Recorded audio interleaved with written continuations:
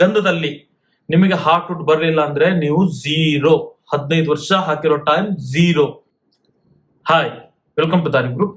ಇವತ್ತು ನಾನು ಬಹಳ ಮುಖ್ಯವಾದ ವಿಷಯ ಹೇಳ್ತಿದ್ದೇನೆ. ಏನಪ್ಪಾ ಅಂತಂದ್ರೆ, ಒಂದು ಶ್ರೀಗಂಧದಲ್ಲಿ ನೀವು ಹೇಗೆ ಲಾಸ್ ಕಾಣ್ಬೋದಂತ ನಾನು ಇವತ್ತು ಹೇಳ್ಕೊಡ್ತಾ ಇರೋದು. ಯಾಕಂದ್ರೆ ಬಹಳ ಜನ ಇತ್ತೀಚೆಗೆ ಮ್ಯಾನೇಜ್ ಫಾರ್ಮ್ ಲ್ಯಾಂಡ್ ಹೆಸರು ಮೇಲೆ ಯಾರ್ಯಾರೋ ಅಂದ್ರೆ ಅವ್ರಿಗೆ ಇನ್ಎಕ್ಸ್ಪೀರಿಯನ್ಸ್ಡ್ ಪೀಪಲ್ ಕಡೆ ನೀವು ಸರ್ವಿಸ್ ನ ತಗೊಂತಿದ್ದೀರಾ, ಇನ್ಎಕ್ಸ್ಪೀರಿಯನ್ಸ್ ಟೀಮ್ ಜೊತೆ ನೀವು ಕೈ ಜೋಡಿಸಿ ಕೆಲಸ ಮಾಡ್ಬೇಕಂತ ಹೋಗ್ತಾ ಇದ್ದೀರಾ. ಅದರಿಂದ ಆಗೋ ಸಾಧ್ಯತೆ ನಾನು ಇವತ್ತು ಹೇಳ್ಕೊಡ್ತೇನೆ. ಬನ್ನಿ ವಿಡಿಯೋ ಶುರು ಮಾಡೋಣ.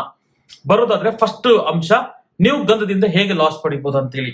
ನನ್ನ ಕೈಲಿ ಒಂದು ಕಟ್ಟಿಗೆ ಇದೆ. ಇದು ಸುಮಾರು 8 ಇಂಚು ಸುತ್ತಳತೆ ಇದೆ. ನನ್ನ ಕೈ ರೌಂಡ್ ಹಿಡಿದ್ರೆ 6, ಇದೊಂದು 2, 8 ಇಂಚು ಸುತ್ತಳತೆ ಇದೆ. ಅದೇ ಸೈಜ್ ಇಂದ ಹೆಚ್ಚು ಕಡಿಮೆ ನೀವು ನೋಡಿದ್ರೆ ಇನ್ನೊಂದು ಕಟ್ಟಿಗೆ, ಇದರಲ್ಲಿ ಏನ್ ಡಿಫ್ರೆನ್ಸ್ ನೀವು ಕಾಣಬಹುದು. ಓಕೆ, ನೀವೇನ್ ಡಿಫ್ರೆನ್ಸ್ ಕಾಣಬಹುದು ಅಂತ ಕಮೆಂಟ್ ಮಾಡಿ. ಪರ್ಸನಲಿ ನಾನು ನಿಮ್ಗೆ ಇದರ ಚಾರ್ಟ್ ಬಗ್ಗೆ ಹೇಳ್ಕೊಡ್ತೇನೆ. ಇದನ್ನ ಆಗ್ಬಾರ್ದಂದ್ರೆ ಏನ್ ಮಾಡ್ಬೇಕನ್ನೋದು. ಇಲ್ಲಿ ನೀವು ನೋಡಿದ್ರೆ ಗಂಧ ಬೆಳೆದಿಲ್ಲ. ಓಕೆ, ಅಂದ್ರೆ ಹಾರ್ಟ್ ವುಡ್ ಬೆಳೆದಿಲ್ಲ. ಆದ್ರೆ ಇದೇ ಏಜ್ ಕ್ಲಾಸ್ ಅಲ್ಲಿ ನಿಮಗೆ 70% ಬಂದಿದೆ. ಹೇಗೆ ಮ್ಯಾಜಿಕ್ ಮಾಡಕ್ ಬರುತ್ತಾ? ಒಂದೇ ತೋಟ, ಒಂದೇ ಇದರಲ್ಲಿ ನಮಗೆ 2 ಸ್ಯಾಂಪಲ್ಸ್ ಅಲ್ಲಿ ಡಿಫ್ರೆಂಟ್. ಇದು ಗಂಧದ ಕಟ್ಟಿಗೆ ಅಲ್ಲ, ಬಟ್ ಸೇಮ್ ಗಂಧದಲ್ಲಿ ಆಗುತ್ತೆ. ಎಲ್ಲಾ ಮರದಲ್ಲಿ ಸೇಮ್ ಪ್ರೊಸೆಸ್ ಆಗುತ್ತೆ. ಓಕೆ, ಇದು ನಾನು ಇವತ್ತು ಯಾಕೆ ಹೇಳ್ತಾ ಇದ್ದೇನೆ ಅಂದ್ರೆ, ಬಹಳ ಜನ ಏನು ಹೇಳ್ತಾರೆ, ಹಾರ್ಟ್ ವುಡ್ ಫಾರ್ಮೇಶನ್ 30% ಆಗುತ್ತೆ, 40% ಆಗುತ್ತೆ, 50% ಆಗುತ್ತೆ. ಯಾಕಾಗುತ್ತೆ ಅಷ್ಟೇ ಯಾಕೆ ಆಗ್ಬೇಕು ಅನ್ನೋದು. ಈಗ 100 ಜನ ಒಂದು ಸ್ಕೂಲಿಗೆ ಹೋಗ್ತಾ ಇದ್ದಾರೆ ವಿದ್ಯಾರ್ಥಿಗಳು ಅಂತಂದ್ರೆ, ಫಸ್ಟ್ ರ್ಯಾಂಕ್ ಒಬ್ಬನ್ ಬರ್ತಾನೆ, ಸೆಕೆಂಡ್ ರ್ಯಾಂಕ್ ಇನ್ನೊಬ್ಬನ್ ಬರ್ತಾನೆ, ಥರ್ಡ್ ರ್ಯಾಂಕ್ ಇನ್ನೊಬ್ಬನ್ ಬರ್ತಾನೆ ಅಂತ ಹೇಳ್ತೇವೆ ನಾವು. ನಾವೆಲ್ಲರೂ ಫಸ್ಟ್ ರ್ಯಾಂಕ್ ಬರ್ಬೇಕಂದ್ರೆ ಏನ್ ಮಾಡ್ಬೇಕು? ಎಲ್ಲರೂ ಸಮ ಮಾರ್ಕ್ಸ್ ತಗೊಂಡ್ರೆ ಮುಗೀತು. 600ಕ್ಕೆ 550, 580, 590 ಏನೋ ಒಂದು ಫಸ್ಟ್ ರ್ಯಾಂಕ್ ಇನ್ ಗ್ರೇಡ್ ಇದೆ ಅಂದ್ರೆ ಎಲ್ಲರೂ ತಗೊಂಡ್ರೆ ಬರ್ಬೋದಾ? ಸೇಮ್ ಥಿಂಗ್ ಅಲ್ಲಿ ಗಂಧದಲ್ಲಿ ಯೂನಿಫಾರ್ಮಿಟಿ ಅಚೀವ್ ಮಾಡೋದು ಸಾಧ್ಯತೆ ಇದೆ. ಯೂನಿಫಾರ್ಮಿಟಿ ಅಂತಂದ್ರೆ ಎಲ್ಲಾ ಮರದಲ್ಲಿ ಹಾರ್ಟ್ ವುಡ್ ಫಾರ್ಮೇಶನ್ ಬರೋ ಸಾಧ್ಯತೆ ಇರುತ್ತೆ. ಆದ್ರೆ ನೀವು ಈಗೇನ್ ಕೈ ಜೋಡಿಸ್ತಿದ್ದೀರಲ್ಲ, ಅಂದ್ರೆ ನಾನ್ ಪ್ರೊಫೆಷನಲ್ಸ್ ಇಲ್ಲ ನಾಲೆಜ್ ಕಡಿಮೆ ಇದ್ದವ್ರ ಜೊತೆ ಒಂದು ಮ್ಯಾನೇಜ್ ಫಾರ್ಮ್ ಲ್ಯಾಂಡ್ ಅಂತ ಹೆಸರು ಮೇಲೆ, ಇಲ್ಲ ನಾವು ಸಸಿ ಕೊಡ್ತೇವೆ ಅಂತ ಹೆಸರು ಮೇಲೆ, ಅರಣ್ಯ ಕೃಷಿದವ್ರಿಗೂ ನಾನು ಹೇಳ್ತಾ ಇದ್ದೇನೆ, ಫಾರೆಸ್ಟ್ ಡಿಪಾರ್ಟ್ಮೆಂಟ್ ದವರು ಸುಮ್ನೆ ಸಸಿ ಕೊಟ್ರೆ ಆಗುತ್ತಾ? ನಾನು ನಿಮ್ಗೆ ಇದು ನೇರವಾಗಿ ಕ್ವಶನ್ ಕೇಳ್ತಿದ್ದೇನೆ. Just giving a sapling is enough ಆಗಲ್ಲ. ಯಾಕಂತಂದ್ರೆ ಅದಕ್ಕೆ ಹಲವಾರು ಚಾಲೆಂಜಸ್ ಬರುತ್ತೆ. ಪ್ಯಾಕೇಜ್ ಆಫ್ ಪ್ರಾಕ್ಟೀಸ್ ಅಂತ ಇರುತ್ತೆ. ಆ ಚಾಲೆಂಜಸ್ ನ ನೀವು ಓವರ್ಕಮ್ ಮಾಡಿದಾಗ ಈ ರಿಸಲ್ಟ್ ನ ಅಚೀವ್ ಮಾಡ್ತೀರಾ. ಓಕೆ, ಚಾಲೆಂಜಸ್ ಅಂದ್ರೆ ಹೋಸ್ಟ್ ಒಂದೇದು, ಎರಡನೇದು ನಿಮ್ಮ ಪ್ರಕಾರ ವಾಟರ್ ಅಂಡ್ ಡಿಸೀಸ್ ಮ್ಯಾನೇಜ್ಮೆಂಟ್, ಅದು ಸುಳ್ಳು. ಅದು third and last priority. First priority ಬೀಜ ಆಯ್ಕೆ. ನೀವು ಸಸಿ ಎಲ್ಲಿಂದ ತರ್ತಾ ಇದ್ದೀರಾ, ಎಂತ ಬೀಜ ನೀವು ಸೆಲೆಕ್ಟ್ ಮಾಡಿದ್ದೀರಾ ಅನ್ನೋದು ನಿಮ್ಗೆ ಗೊತ್ತಿದ್ರೆ ನಿಮ್ಗೆ ರಿಸಲ್ಟ್ ಬರುತ್ತೆ. ಯಾಕಂದ್ರೆ ಎಲ್ಲಾ ಅರಣ್ಯ ಕೃಷಿಯಲ್ಲಿ ಇಲ್ಲ ಎಲ್ಲಾ ಸಸಿಯಲ್ಲಿನೂ ನೀವು ಹಚ್ಚಿರೋ ಗಂಧದಲ್ಲಿನೂ ಒಂದೇ ಫಾರ್ಮೇಶನ್ ಬರಲ್ಲ. ಯಾಕಂತಂದ್ರೆ ಅದರ ತಾಯಿ ತಂದೆ ಬೇರೆ ಇರ್ತಾರೆ. ಓಕೆ, ಮೇಲ್ ಫ್ಲವರ್, ಫಿಮೇಲ್ ಫ್ಲವರ್ ಬೇರೆ ಬೇರೆ ಗಿಡದಿಂದ, ಬೇರೆ ಮರದಿಂದ ಬಂದಿದ್ದಾಗ ಅದರ ರಿಸಲ್ಟ್ ಬೇರೆ ಬರುತ್ತೆ. ಆದ್ರೆ ಅದನ್ನೇ ಒಂದೇ ಮರದಿಂದ, ಒಂದೇ ಇದರಿಂದ ನಾವು ಕಲೆಕ್ಟ್ ಮಾಡಿದ್ರೆ ನಿಮಗೆ ರಿಸಲ್ಟ್ ಒಂದೇ ಬರುತ್ತೆ. ನಮ್ಮ ತಂದೆ ತಾಯಿನಷ್ಟೇ ನಾನು ಹೈಟ್ ಹೋಗ್ಬೋದು, ರೂಪ ಬರ್ಬೋದು, ಬೆಳ್ಳಗಿರ್ಬೋದು, ಕಪ್ಪಗಿರ್ಬೋದು, ಏನೋ ಇರ್ಬೋದು. ಫಿನೋಟಿಪಿಕಲಿ ಅಂಡ್ ಜಿನೋಟಿಪಿಕಲಿ ನಾನು ನಮ್ಮ ತಂದೆ ತಾಯಿ ಹಂಗೇನೆ ಬರ್ತೇನೆ.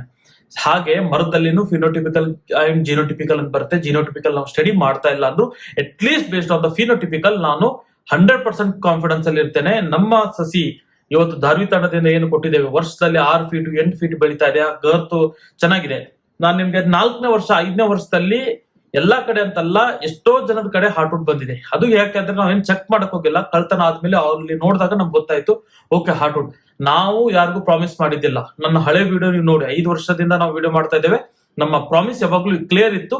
ನಿಮ್ಮ ಗಂಧದ ಗಿಡಗಳು 8ನೇ ವರ್ಷದ ಆದ್ಮೇಲೆ ಹಾರ್ಟ್ ವುಡ್ ಫಾರ್ಮೇಶನ್ ಸ್ಟಾರ್ಟ್ ಮಾಡುತ್ತಂತಾನೆ ಕೊಟ್ಟಿದ್ವಿ. ಬಟ್ ಇತ್ತೀಚಿನ ದಿನದಲ್ಲಿ ನನಗೆ ಯಾವಾಗ ಅದನ್ನ ನೋಡಿದೆ, ಅವ್ರದ್ದು ವಿಡಿಯೋ ನಾನು ಹಾಕಕ್ಕಾಗಲ್ಲ. ಯಾಕಂದ್ರೆ ಸೆಕ್ಯೂರಿಟಿ ರೀಸನ್. ಅವರ ವಿಡಿಯೋ ನಾನು ಹಾಕಿದ್ರೆ ಇವ್ರದ್ದು 4 ವರ್ಷದಲ್ಲಿ ಇಲ್ಲಿ ಗಂಧ ಬರಕ್ ಸ್ಟಾರ್ಟ್ ಆಗಿದೆ ಅಂತಂದ್ರೆ, ಅಲ್ಲಿ ಊರ್ದವ್ರು ಯಾರಾದ್ರೂ ಆ ವಿಡಿಯೋ ನೋಡಿ, ಇಲ್ಲಾಂದ್ರೆ ಬೇರೆಯವ್ರು ಏನಾದ್ರು ನೋಡಿ ಅದನ್ನ ಕಳ್ತನಕ್ಕೆ ಇದು ಮಾಡ್ಬೋದಂತ ಓನರ್ಸ್ ರಿಕ್ವೆಸ್ಟ್ ಮಾಡ್ತಾರೆ.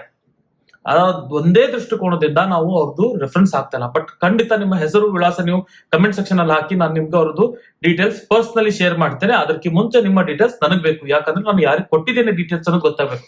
ನಾಳೆ ಅವರ ತೋಟದಲ್ಲಿ ಏನಾದ್ರೂ ನಾನು ಹೊರಗಡೆ ಆಗ್ಬಾರ್ದಂತ ಅಷ್ಟೇ. ಬರೋದಾದ್ರೆ ವಿಷಯ, ಇಲ್ಲಿ ಈ ಮರದಲ್ಲಿ ನಿಮ್ಗೆ ಒಂದು ಡಿಕೆ ಕಾಣ್ತಾ ಇದೆ. ಇದು ರೌಂಡ್ ಇದೆ. ಇಲ್ಲಿ ಒಂದು ವಿ ಚಿಹ್ನದಲ್ಲಿ ಓಪನ್ ಕಾಣ್ತಿದೆ. ಹೌದಾ? ಇದು ಯಾಕೆ? ಏನಿದು? ವುಡ್ ಡಿಕೆ ಅಂತ ಹೇಳ್ತೇವೆ. ನಿಮ್ಮ ಮರ ನೋಡಿದಾಗ ಕ್ಲಿಯರ್, ನೀಟ್ ಅಂಡ್ ಸುಂದರವಾಗಿ ಕಾಣುತ್ತೆ. ಬಟ್ ಒಳಗಡೆ ಕೊಳಿತಾ ಹೋಗಿರುತ್ತೆ, ನಿಮ್ಗೆ ಕಾಣ್ತಿರಲ್ಲ. ಒಂದು ಲೆಕ್ಕದಲ್ಲಿ ಕ್ಯಾನ್ಸರ್ ಅಂತ ಹೇಳ್ಬೋದು. ಇದು 15ನೇ ವರ್ಷ ಆದ್ಮೇಲೆ ನಿಮ್ಗೆ ಗೊತ್ತಾಯ್ತಂದ್ರೆ ಈ ಮರ ಡೆಡ್ ವೇಸ್ಟ್. ಹೌದಾ? ಇದಕ್ಕೇನು ಯೂಸು? 300 ರೂಪಾಯಿ ಕೆಜಿಗೆ ಹೋಯ್ತಾರೆ ಇದನ್ನ. ಆದ್ರೆ ಇದೇ ಮರ ಇದು 15ರಿಂದ 20 ಸಾವಿರಕ್ಕೆ ಹೋಗುತ್ತೆ ಇವತ್ತಿಂದ 15 ವರ್ಷದ ರೇಟ್ ಅಲ್ಲಿ ನಾನು ಹೇಳ್ತಾ ಇರೋದು ಎವರೇಜ್. ಈ ಮರಕ್ಕೆ ಇಷ್ಟು ಡಿಫ್ರೆನ್ಸ್ ಆದಾಗ ನಿಮ್ಗೆ ಲಾಸ್ ಎಷ್ಟಾಗುತ್ತೆ? ಒಂದು ಮರದಿಂದ 3 ಲಕ್ಷ, ಹಂಗೆ 25 ಮರದಿಂದ ಎಷ್ಟು ಲಕ್ಷ ಲಾಸ್ ಆಗ್ಬೋದು ನೋಡಿ. ನಾನು 25% ಮಾತ್ರ ವೇಸ್ಟೇಜ್ ಅಂತ ಹೇಳ್ತಿದ್ದೇನೆ. ಆದ್ರೆ ನಾನು ನೋಡಿರೋ ಲೆಕ್ಕದಲ್ಲಿ ಸುಮಾರು ಕಡೆ ಸುಮಾರು ಜನ ಎಂತ ಸಸಿ ಹಾಕಿದ್ದಾರೆ ಅಂದ್ರೆ 2-3 ವರ್ಷ ಆದ ಕೂಡ ಎಲ್ಲ ಗಿಡ ಒಣಗೋಗುತ್ತೆ. ಡಿಸೀಸ್ ರೆಸಿಸ್ಟೆನ್ಸ್ ಇಲ್ಲ ಗಿಡಗಳಿಗೆ, ರೋಗ ತಡೆಯೋ ಶಕ್ತಿ ಇಲ್ಲ. ಆಮೇಲೆ ಎಲೆಗಳು ಚಿಕ್ಕದೇ ಬೆಳೀತಾ ಇದೆ, ಲೆಂತ್ ಬರ್ತಾ ಇಲ್ಲ, ಫೋಟೋಸಿಂಥಸಿಸ್ ಆಕ್ಟಿವಿಟಿ ಕಡಿಮೆ ಆಗುತ್ತೆ. ಸೂರ್ಯನ ಕಿರಣ ಕಡಿಮೆ ಎಳ್ಕೊಳ್ಳೋ ಶಕ್ತಿ ಇದ್ದಾಗ ಅದು ಬೆಳವಣಿಗೆ ಎಷ್ಟು ಬರ್ಬೋದು ಅಂತ ನೀವು ಅಪೇಕ್ಷೆ ಪಡ್ತೀರಾ? ಬರೋದಿಲ್ಲ. ಇದು ಗಮನ ಇಡಬೇಕು. ರೈತರು ಏನ್ ಮಾಡ್ತಾ ಇದಾರ, ಸುಮ್ನೆ ಎಲ್ಲೋ ಒಂದು ಕಡಿಮೆ ರೇಟಲ್ಲಿ ಸಸಿ ಸಿಕ್ತಾ, ಯಾರೋ ಒಬ್ನು ಹೇಳಿದ್ನ ಅವನ್ಗೆ ನೀವು ಜೈ ಜೈ ಅಂತ ಹೇಳಿ ತಗೊಂಡ್ಬರ್ತಿದ್ದೀರಾ. ಇಲ್ಲ, ಯಾರೋ ಒಬ್ಬರು ಮ್ಯಾನೇಜ್ ಫಾರ್ಮ್ಲೆಂಡ್ ಅಂತ ಅಲ್ಲಿ ಮಾಡಿದ್ರು ಇಲ್ಲಿ ಮಾಡಿದ್ರು, ಯೂಸ್ಲೆಸ್. ನಾನು ಓಪನ್ ಸ್ಟೇಟ್ಮೆಂಟ್ ಆಗಿ ಕೊಡ್ತಾ ಇದ್ದೇನೆ, ಇನ್ಕ್ಲೂಡಿಂಗ್ ನಾನು ಬೇರೆಯವ್ರದ್ದು ಹೆಸರು ತಗೊಂಡ್ಬಿಡ್ತೇನೆ ಬೇಕಂದ್ರೆ. ಓಕೆ, ಯಾಕೆ ಅಂತಂದ್ರೆ ಮಾಡ್ತಾ ಇರೋದು ತಪ್ಪು, ಅದನ್ನ ಮಾಡಬಾರ್ದು. ಒಂದೇದು ಓಕೆ, ಮಾಡಿದ್ದಾರೆ, ಅವರು ತಪ್ಪು ಮಾಡ್ತಾ ಇದ್ದಾರೆ, ನಿಮ್ಗದು ತಿಳ್ಕೊಳ್ಳಿ ಅಂತ ನಾನು ಈ ವಿಡಿಯೋ ಮಾಡೋದು. ಹಾರ್ಟ್ ಬಹಳ ಮುಖ್ಯ. ಎಲ್ಲಾ ಗಿಡದಲ್ಲಿ ಬೆಳೆಯೋದಿಲ್ಲ, ಬೆಳೆಯೋ ಗಿಡನೇ ಬೇರೆ ಇರುತ್ತೆ. ನೀವು ಕರೆಕ್ಟ್ ಆಗಿ ಸಸಿ ಆಯ್ಕೆ ಮಾಡ್ಕೊಂಡ್ರೆ ಮಾತ್ರ ನೀವು ಗಂಧದಲ್ಲಿ ಲಾಭ ಮಾಡ್ತೀರಾ. ಓಕೆ, ಇದೇ ಭಾಷೆದಲ್ಲಿ ನಾನು ಇದೇ ಇದ್ರಲ್ಲೇನೆ ನಾನು ಎಲ್ಲರಿಗೂ ಹೇಳ್ತೇನೆ. ನನಗೆ ಸಂಪರ್ಕ ಇದ್ದ ರೈತರು ಅವ್ರಿಗೆ ಗೊತ್ತಿರುತ್ತೆ, ನಾನು ಬಹಳ ಸ್ಟ್ರೇಟ್ ಆಗಿ ಫಾರ್ವರ್ಡ್ ಆಗಿ ಹೇಳ್ಬಿಡ್ತೇನೆ. ಓಕೆ, ಒಂದು ಕಂಪ್ನಿ ಬಗ್ಗೆ ರೀಸೆಂಟ್ ಆಗಿ ನಾನು ಒಂದು ವಿಡಿಯೋ ಮಾಡಿ ಹಾಕಿದ್ದೆ. ಆ ಕಂಪ್ನಿ MD ನನ್ಗೆ ಕಾಲ್ ಮಾಡಿದ್ರು, ದಯವಿಟ್ಟು ವಿಡಿಯೋ ತೆಗೀರಿ ಅಂತ ಹೇಳಿ. ಆಡಿಯೋ ರೆಕಾರ್ಡಿಂಗ್ ಬಗ್ಗೆ ಹಾಕಿದ್ದೆ ನಾನು, ಮಹಾಗನಿ ಬಗ್ಗೆ. ಓಕೆ, ಯಾಕಂತಂದ್ರೆ ಅಲ್ಲಿ ರೈತನಿಗೆ ಸಮಸ್ಯೆ ಆಗಿರುತ್ತೆ. ಆ ರೈತ ನನ್ ಮುಂದೆ ಬಂದು ಹೇಳ್ಕೊಂತಾನೆ, ಅವನಲ್ಲ ಇನ್ನೂ 25 ರೈತರು ಇದ್ದಾರೆ ಅದೇ ಕಂಪ್ನಿಯಲ್ಲಿ ತೊಂದರೆ ಆದವರು. ನಾನೇನಂದೆ, ಅವ್ರು ಡಿಸೆಂಬರ್ ಆದ್ಮೇಲೆ ಅದೇನೋ ಬಗೆಹರಿಸಿ ಕೊಡ್ತಾರೆ ಅಂತೆ. ನಾನು ವಿಡಿಯೋ ತೆಗ್ದಿರ್ತೇನೆ. ಇನ್ ಕೇಸ್ ಅವ್ರು ಸಾಲ್ವ್ ಮಾಡಿಲ್ಲ ಅಂದ್ರೆ ವಿಡಿಯೋ ಮತ್ತೆ ನಾನು ಹಾಕ್ತೇನೆ. ಇದು ಯಾಕೆ ನಾವು ಮಾಡ್ತಾ ಇರೋದು? ನಮ್ಮ ಉದ್ದೇಶ ಕ್ಲಿಯರ್ ಇದೆ. ಓಕೆ, ನಮಗೆ ರೈತರ ಬಗ್ಗೆ ಒಂದು ಕಾಳಜಿ ಅಂತ ತಿಳ್ಕೊಂಡ್ಬಿಡಿ. ನಾನು ಫಸ್ಟ್ ಇಂದಾನು ನಾನು ಹೇಳ್ತಾ ಇದ್ದೇನೆ, 5 ವರ್ಷದ ಹಿಂದೆನೂ ವಿಡಿಯೋ ನೀವು ನೋಡಿ. ಅದರಲ್ಲಿ ನಾವು quantity is not a game.